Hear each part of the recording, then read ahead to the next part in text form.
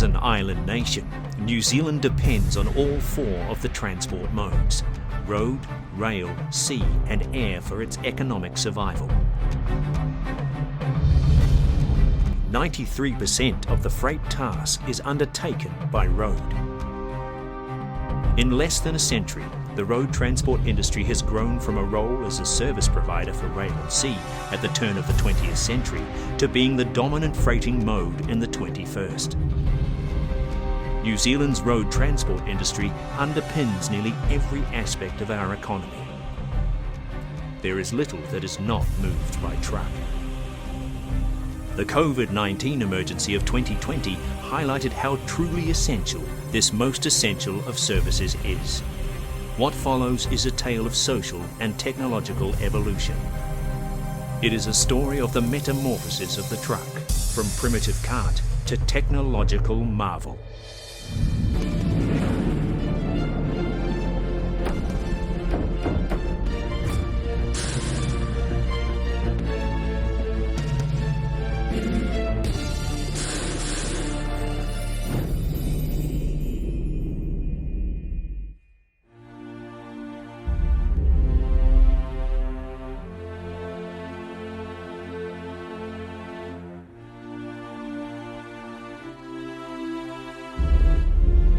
New Zealand was a difficult land to harness.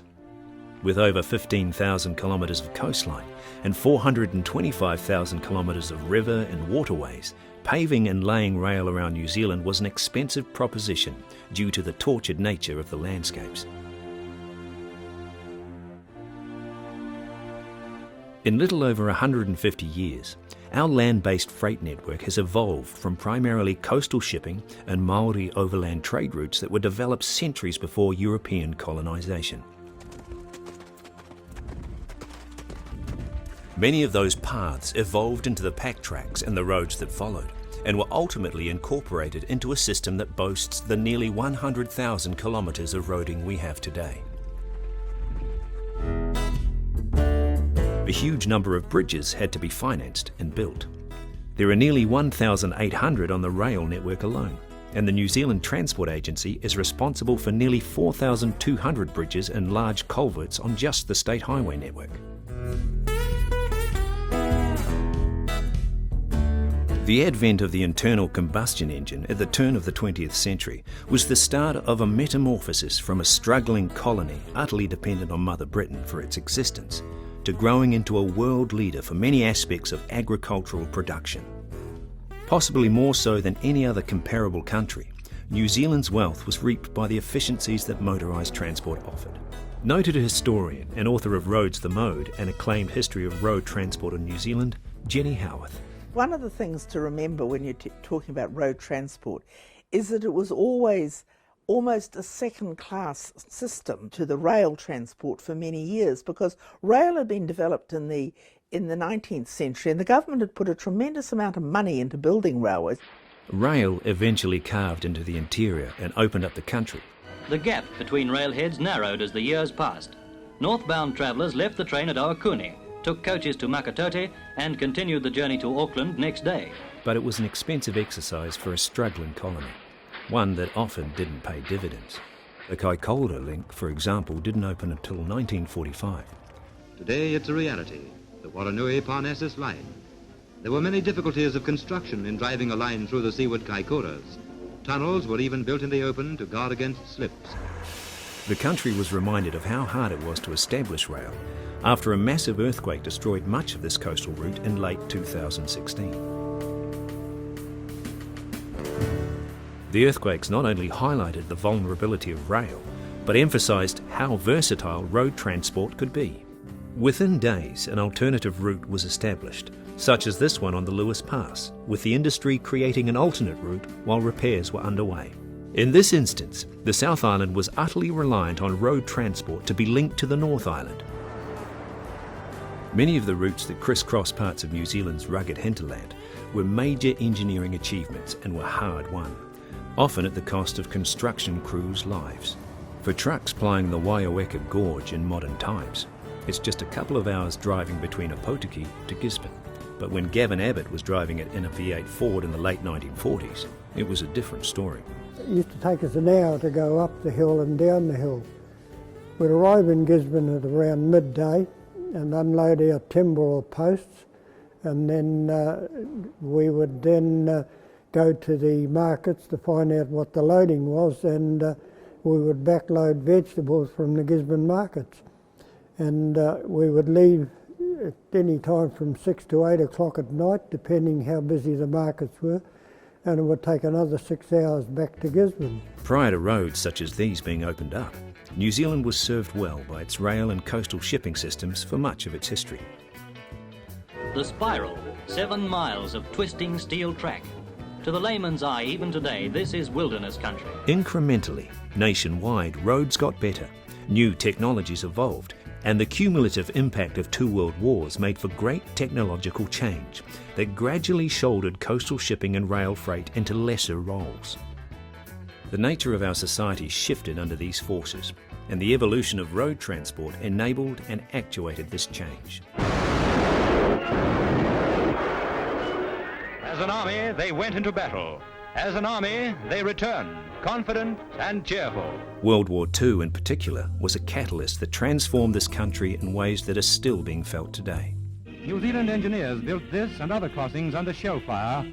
Now heavy trucks cross the river without difficulty, though much of this area is thick in mud. War surplus equipment such as the GMC 6-wheel drive truck and the ubiquitous DC-3 aircraft had a massive impact on the post-war growth of New Zealand. Such a service is operated by the Railways Department. Despite intense governmental opposition, as they protected their rail investment, it was the road transport industry that enabled New Zealand's spectacular international success as a supplier of meat, wool and other agricultural products to the world. Planning transport and communications for the future is very necessary, for it's expected that a city the size of Wellington or Christchurch will be added to Auckland within the next 10 years. There is a can-do mindset in road transport that answered every problem to allow for the growth of the nation.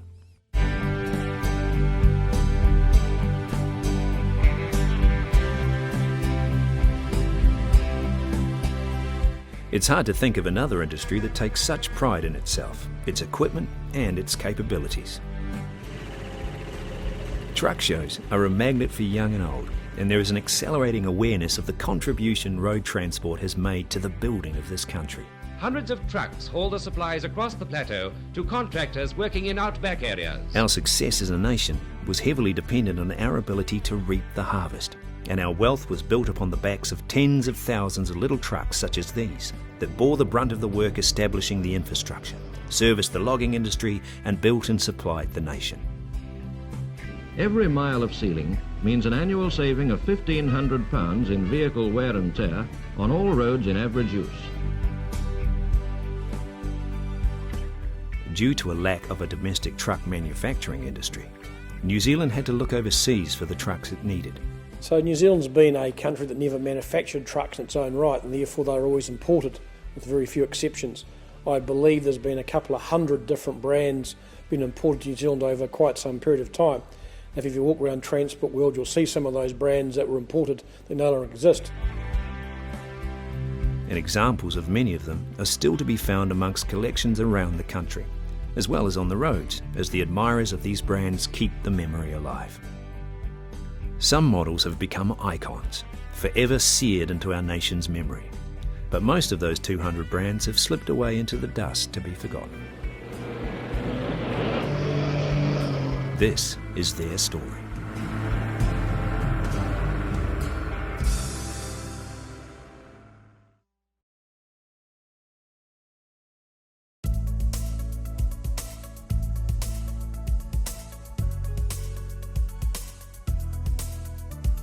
The level of technology in a modern truck is quite mind-boggling. Electronic stability controls, electronic braking, just the number of axles on the road really means that a modern truck is a quite different vehicle from what was on the road 10, 20 years ago. They still don't brake in the same distance as a car, but at the same time what they can brake and change direction is quite different from previous years. Truck driving is a very, very good trade for people to be involved in. It requires high degrees of skill, it requires a huge amount of focus when you're steering a vehicle of that size for, 10 to 13 hours a day. And I think it's important that truck drivers are seen as professional truck drivers. Truck driving is their trade, and they're professionals at their trade. The modern truck is a technological marvel, and its genesis can be traced to the turn of the 20th century at a time of massive technological change. Steam was soon to be rivaled by the internal combustion engine, and the floodgates would open in the next decade as cars, trucks and aircraft would change the fabric of our society. War clouds were looming. Europe was soon to hemorrhage and usher in mechanised slaughter on a scale that still haunts us today. In New Zealand, coal was king, and our total allegiance to Britain was undisputed. Rail was the king of freight by land, with many of the major cities linked, and work was underway to connect those that weren't. The country's survival depended on the thousands of coastal vessels connecting dozens of remote settlements around the country where rail didn't have a presence. Most of the produce from the farms is carried out by the Talisman, a 100-ton auxiliary scow which does the 150-mile run each week between Wellington and the tidal harbour at Waitap, bringing many of the supplies needed in the district and taking back wool, pigs and butter. Truckloads of coal move from railway to deck as one of Northland's many scows takes on her cargo. This boat is one of a fleet operating from Auckland and only carries loose deck cargo. She's the seaborne equivalent of a lorry. Pack tracks, or very primitive roads, were the only overland link for many small settlements, and the pier was often the primary means of connecting them to the outside world. What few roads there were in a terrible state and were often impassable during winter.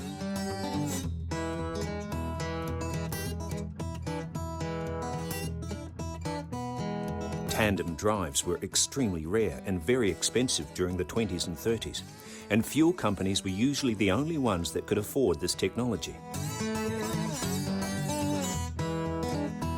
Trailers were even rarer until after the Second World War.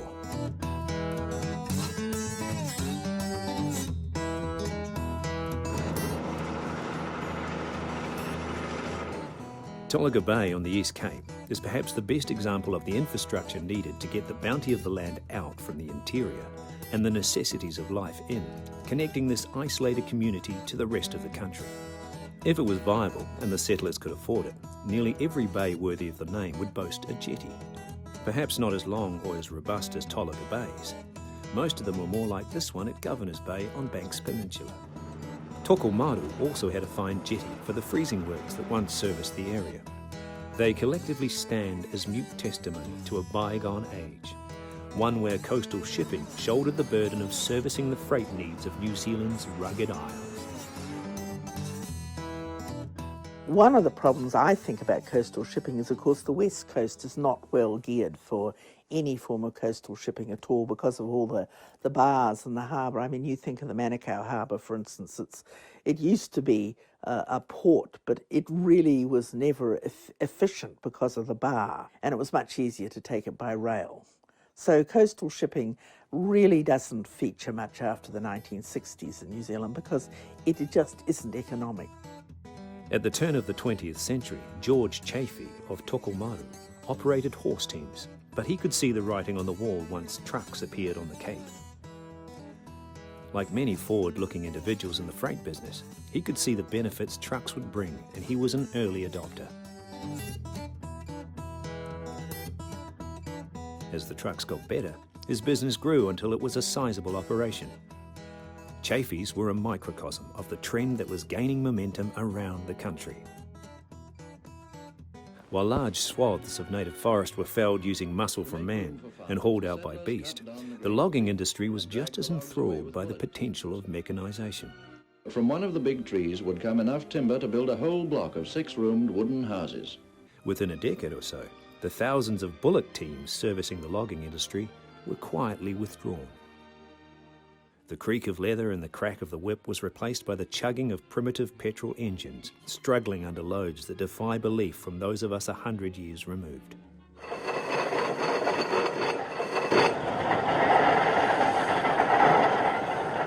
In the early 1900s, wherever the terrain allowed, traction engines were the undisputed king of the heavy haul.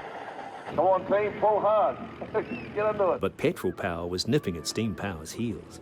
and the traction engine's prodigious towing capacity eventually gave way to the hordes of small trucks that were many magnitudes faster at hauling freight, particularly over difficult territory.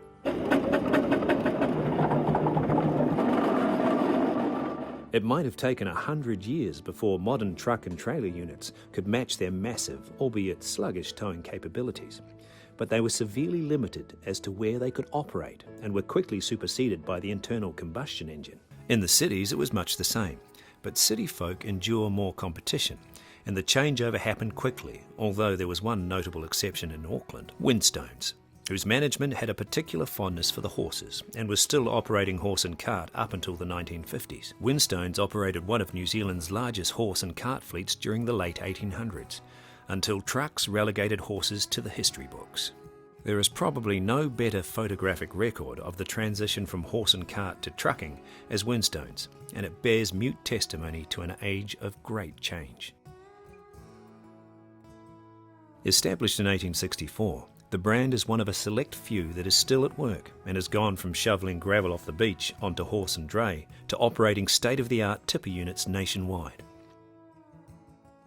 Other companies such as Steel Brothers and Christchurch transitioned from building gigs and carts to truck cabs and bodies, and then into engineering some of the most innovative products for the road transport industry. Rebranded as Steel Bro, they created the side lifter, which revolutionised how containers could be handled, and at their height had products at work in many overseas markets, including Britain, and were for a while one of New Zealand's export success stories. Many of the cabs Steel Brothers would have created in the first few decades of the 20th century would have been for American trucks, which arrived in droves.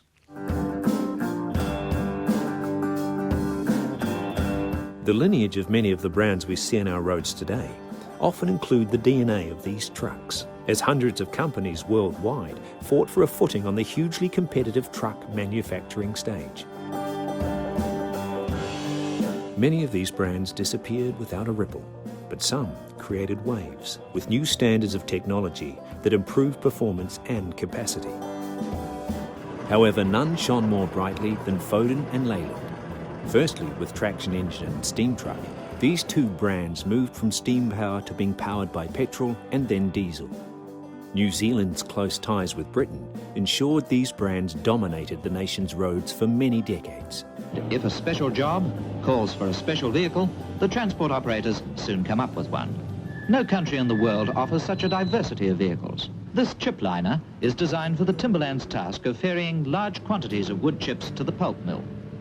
Transport world is a good place to come and see the evolution of truck and also probably car. When we first started out doing commercial transport, really we had pretty much a pad horse buggy. We've got that perhaps with the first quadricycle and the 1914 Stuart. It looked like a horse and buggy with an engine. And I'm sure the Model T took over as a commercial vehicle, which is really a car, the elongated chassis and even a pad takeoff on the front. And then obviously through the 20s, trucks became more dedicated commercial vehicles rather than modified cars. And then I think America really fired up in the 30s and started producing some quite large-scale heavy trucks for bigger loads. Now New Zealand probably really got made post-World War II. All the GMCs that were left behind after World War II by the American forces really gave New Zealand a very, very tough off-terrain truck to go and actually start logging, start drilling, lots of spreading of fertilisers on farms, and probably really made New Zealand in the late 40s and 50s. And then probably in the 70s, we started seeing the American truck come back after a huge amount of English imports. And the American truck were a bigger, stronger, hardier vehicle. We had R-Series Max coming along that were probably okay for a million Ks or 600,000 miles without major rebuilds or servicing. Some of these brands survived into the following century.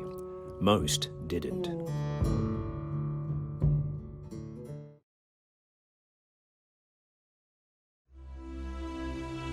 Out of a population of around 1 million people, New Zealand had 10% serving in the Great War. Thank you, gentlemen. Of that 100,000, 18,500 died, and a further 41,000 were wounded. That 60% casualty rate was increased with the Spanish flu pandemic that followed the troops home, claiming another 8,000 of our mainly young and able. 100 years on, another pandemic would surface, But that one would find a world better equipped to fight it, and a world where the primary background support system would be one based around road transport, not steam or horse. Everything relies on road transport. If road transport ceased for some reason, tomorrow it would be a matter of days and there would be no food in the supermarkets, no meat in the freezer, no bread being made because the wheat's not getting to the factories or the barleys. There'd be lots of products that you would miss. Toilet paper would be the best example. Following the Great War and the 1918 pandemic, there was a shortage of manpower during the 1920s, which hastened the introduction of mechanisation.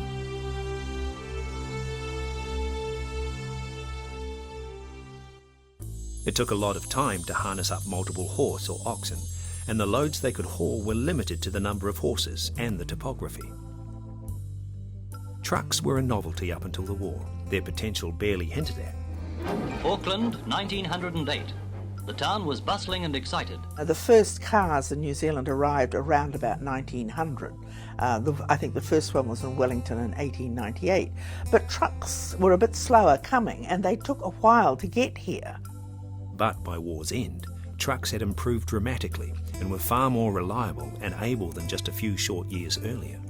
In the 1914, 1915, 16 period, men walked to the trenches. By 1918, they were going in trucks.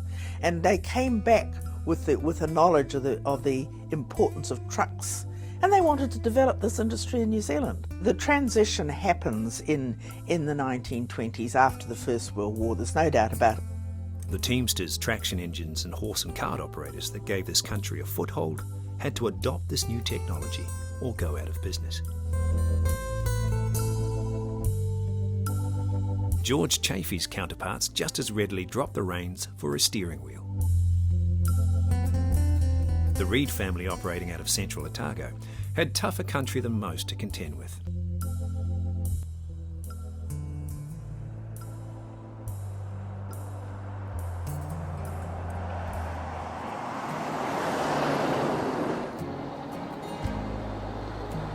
Now better known as Upper Clutha Transport, the company got their start by servicing the goldfields of the region with horse and wagon.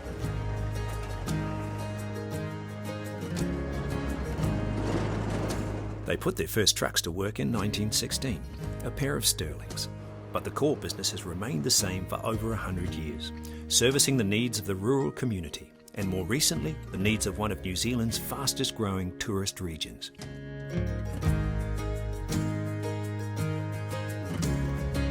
Everything comes into the Upper Clutha district by truck. Your milk, your bread, all the simple stuff, groceries, all that.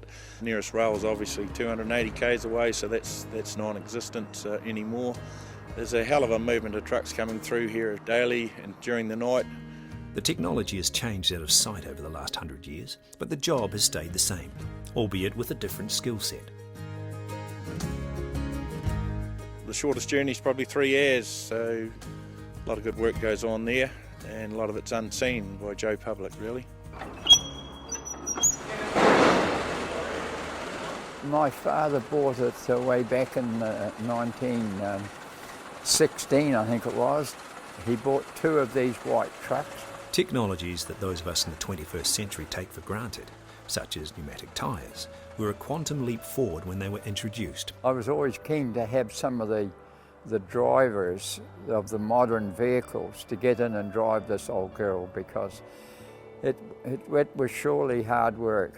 They're solid rubber front tyres, and they used to roll off, and they'd come back into Roxburgh, Dad was saying, with a big lump in the rubber on the tyre, and the thing would be going bumpity bump, bumpity bump, and they'd have to cut the rubber off and then press new rims on. Elder and Tough were the Roxburgh people with the press, and they would come out and press new tyres on.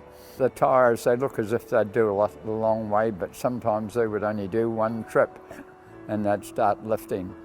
So they were a bit of a curse. Compared to the steel-rimmed wooden spoked wheels, pneumatic tyres were beyond revolutionary.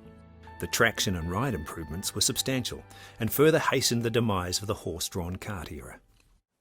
And the government itself knew that it had to do something about the roads in the 1920s. In 1922, they brought in the Main Highways Act, which made the people who used the roads pay for the roads. Within a few years, the technology evolved so that one man in a truck could do the work of a dozen horse and carts. As the trucks got bigger, they eventually outmuscled the big drays and the teams that were needed to pull them. Turnaround times reduced and loads per day increased. Load capacity eventually exceeded the largest of dray and teams without the downtime of harnessing, grooming and feeding that these teams required. An age of motorised transport was emerging, but not everyone was happy about it, in particular, the government. The Depression was a time of great difficulty for the whole country. Of course, it reinforced the whole concept of keeping jobs, and keeping jobs meant keeping rail going. And the more people the rail could employ, the better it was, because the government didn't have to hand out welfare payments. They wanted to protect their rail investment and were ruthless in cutting opposition off at the knees. 630 has nearly finished loading. Rail took prominence. So if you wanted to send anything from Christchurch to Timaru, you couldn't use the roads, you had to go by rail. Rail split the tussock land in two, and every 24 hours, 27 trains pound across the plateau. In the 1930s, they introduced the 30-mile limit. Now, this meant that if you were a truckie, you couldn't drive anything more than 30 miles in competition with rail. Vehicle authorities were a blunt tool, but the government of the day had to find a way to fund the roading network and simultaneously discourage the need for road transport. It was a dichotomy that spelt hard times for the road transport industry. In fairness to the trucking industry, you've got to say that rail was not really equipped to handle the New Zealand transport industry. It was too narrow, the gauge was only 3.6, which is not a good gauge, and it wandered around the countryside. It took a long time to get there. And when you're trying to transport perishables or stock or something like that, this is really not a good thing for the industry. And so industry was badly affected by rail, but by the emphasis on rail right throughout this period in the 1920s and 30s. However, change was in the wind. New Zealand was soon to start harvesting state forests on a scale never seen before, and a war was brewing that would both accelerate technology and force change on a country that saw itself as an extension of Mother Britain. New Zealand was soon to need a robust road transport industry to help it in ways it couldn't imagine, but the governments of the day were slow to recognise the need.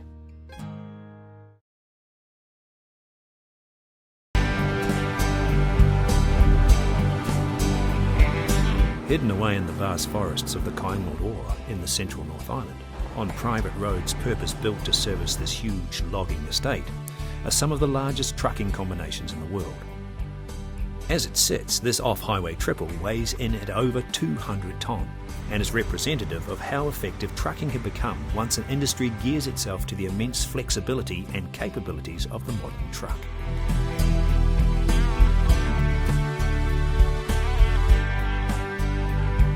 The Kaingaroa forest has been harvested and replanted block by block since the late 1940s and has achieved international recognition for the productivity of its trucking fleet. With the future to consider, young men must be trained for the care and preservation of this great asset. After early experimental planting of Douglas fir and radiata pine on a 5-acre block in 1901, the government started planting in earnest in the late 1920s as an unemployment relief scheme, and became the Kaingaroa State Forest. On once barren land, a great forest grew up. Privately owned forests were also planted in the area. Eventually covering nearly 300 square kilometres of the inland Bay of Plenty, it was the second largest plantation in the southern hemisphere. Man has set nature in motion, and for every tree that is cut, there are several to take its place, and to ensure a lasting and prosperous forest industry. The German invasion of Poland in late 1939 triggered events that rippled around the world, and New Zealand was quick to answer the call to arms as Britain was dragged into the conflict. So these men go into the air knowing that the right man is in the right job. New Zealand already had men in the RAF, and their ranks would eventually be swelled by over 200,000 other men and women spread through the services. The New Zealand division, that ball of fire, presses on along the road littered with burnt-out guns and tanks, relics of the enemy retreat. Along with Australia, the New Zealanders quickly mobilised, and the New Zealand Expeditionary Forces were instrumental in North Africa in helping stop Rommel on his march to Cairo and Egypt. Here's a wartime industry that began 40 years ago. At this Rotorua State sawmill, these logs come from pine trees planted way back in 1900. Today, they're being milled for army use, for barbed wire reels and grenade cases. Back at home, as the belts were tightened and the effects of a large proportion of the workforce being overseas began to bite, This is work that is done by women as well as men. women started assuming some of the duties traditionally occupied by men, such as truck driving. As drivers for the P&T, taking the place of men now driving trucks and tanks on Pacific jungle trails or Italian mountain roads, are women who can handle heavy trucks with all the skill of experienced men. While audiences may have marvelled that a woman could drive a truck in the 1940s, Unloading the trucks goes with the job of driving them. Neither is easy work nor light. once the war finished, they were sent packing as the returning servicemen replaced them behind the wheel. Frontline supplies. Despite other wartime deficiencies, our mail service has never been seriously interrupted, thanks to these women who are doing a man-sized job. However, their legacy is that in the 2020s, women drivers are no longer a novelty. The skill of driving heavy trucks in busy wartime traffic is a skill these women have learnt. Their presence in the modern industry is no longer noteworthy, and their contribution has become crucial as the need for professional drivers increases yearly. I grew up here at Farmers Transport because my dad and his brothers worked here, and I didn't think I would be a driver, but I felt a bit sorry for my dad because he had 5 girls, so I thought I'd give it a whirl.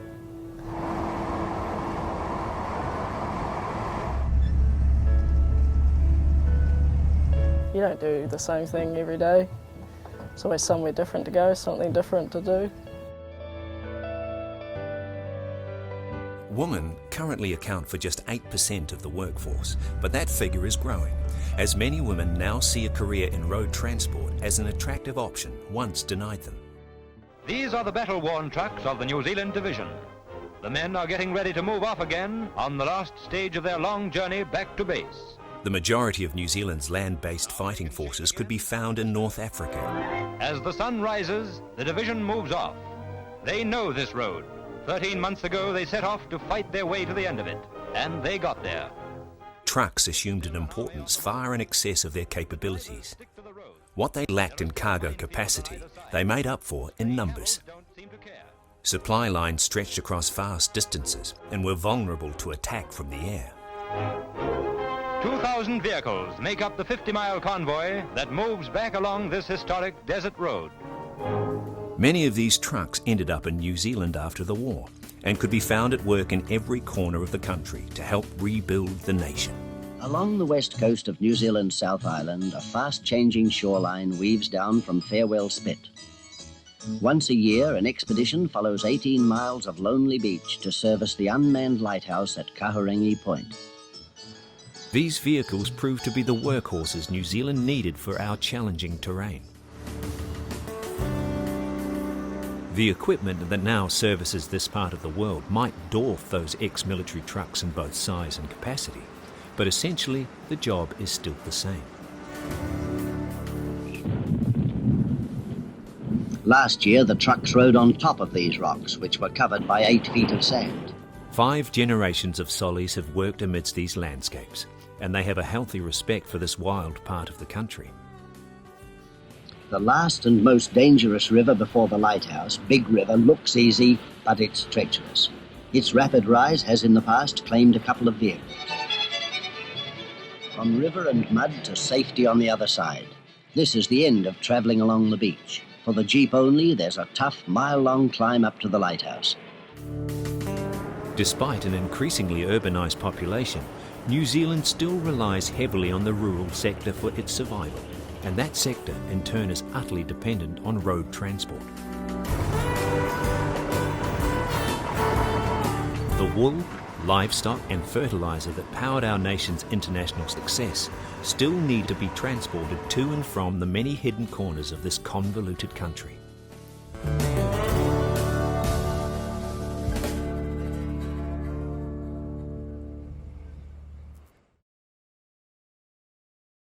Locating and recovering a tank out of action is the job of this New Zealand unit.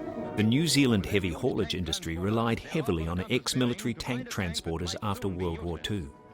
This equipment formed the genesis of an industry that was vital for the country to modernise.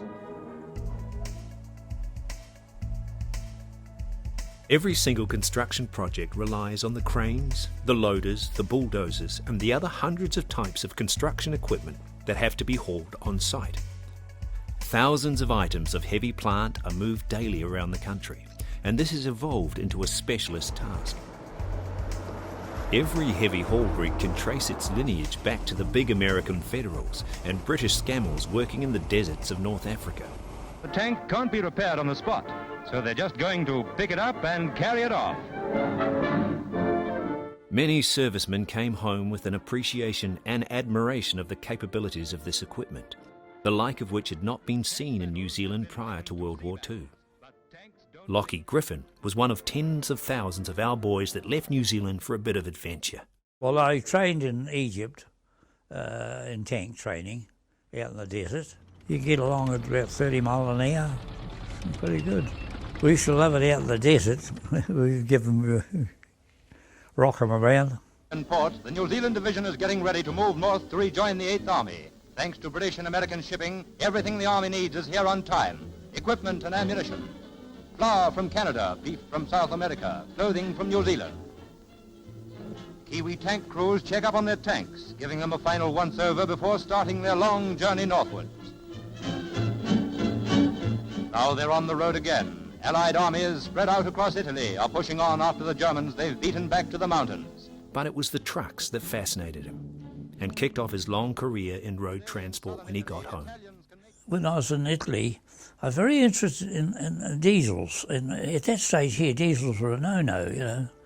And I'd expressed some interest, and they said, oh, no, your diesel's no good. You've got to have a fire underneath them to start them, and they rattle and bang. But I was very impressed in Italy and took particular note of the Fiat diesels. They were pulling trailers. And I was probably the first in Canterbury with stock trailer, 2 axles, stock trailer. And that was the result of the experience I had overseas. Along the greasy roads come the trucks of the NZ Division. Supplying the front lines in winter is a tough job, but the Kiwi drivers keep up the great reputation they earned in the desert. Victory in North Africa became a hard grind up Italy. Some of these New Zealanders had not seen snow before, and now they're not overjoyed that they have. Where the skills of desert driving were replaced by mud and difficult terrain, made worse by the weather. In the meantime, the Kiwi drivers have overcome another obstacle. They've got their trucks and jeeps going again. Churning up mud on Pacific Islands today are wheels of armies that move relentlessly against Japan, armies that have mastered new invasion tactics of amphibious war. Playing their part is New Zealand's 3rd Division. On the other side of the world, in the Pacific, other New Zealanders were coping with a different set of conditions. It's not enough to have masses of men, tanks, trucks, guns, ammunition and supplies. First, they must be assembled within striking distance of the enemy. While the Kiwis in Africa and Europe relied initially on British and Commonwealth equipment, after Pearl Harbor, the United States was free to supply other forces it allied with. This amount of equipment must be manufactured and sent forward many times over before this war is done. The loading of these ships is the result of long-range planning. Planning based on details first evolved when the factories of the United Nations began turning out supplies and equipment needed by invasion forces. This prodigious act of industrial might was as much a contributing factor in winning the war as was any other. This was no better exampled than in the Pacific. With the invasion of Nissen only 4 days old, while jungle patrols are still active, New Zealand troops on the island hoe into the gigantic task of building an airstrip from which our planes can strike at Jap bases further north.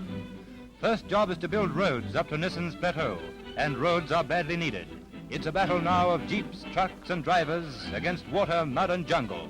While the Americans assumed the brunt of the Pacific campaign, Australian and New Zealand forces fought shoulder to shoulder with them and were equipped by the US. New Zealanders complete the work. Surveyors level off the airstrip, which is readily taking shape. The job calls for skilled engineering as well as men and machines. New Zealand fighter and bomber squadrons flew American-built Avengers, P-40 Warhawks and Corsairs. Now New Zealand pilots are taking them over and taking them up against Japan. They get cracking to chase more zeros, and they won't be left behind when it comes to speed. While our ground forces jumped into GMCs, Dodges, Jeeps, Caterpillar and other construction equipment. Many New Zealanders serving in the Pacific turned their training and observations to good use at home after the war and created businesses based on what they had seen on the battlegrounds. TMC, or Trailer Manufacturing Limited, was one such company. It can trace its roots back to Guadalcanal, where Ian Curry served. He'd been greatly impressed by the quality of the equipment the Americans had, and based his trailer engineering business on some of those concepts. The drone of aircraft overhead signals the approach of planes ready to land. Men who've worked on the job watch with pride as they start to come in, with real pride, for their planes are an RNZAF fighter squadron. 16 days, a perfect airstrip, a mile long and 200 feet wide, has been corralled, leveled and rolled.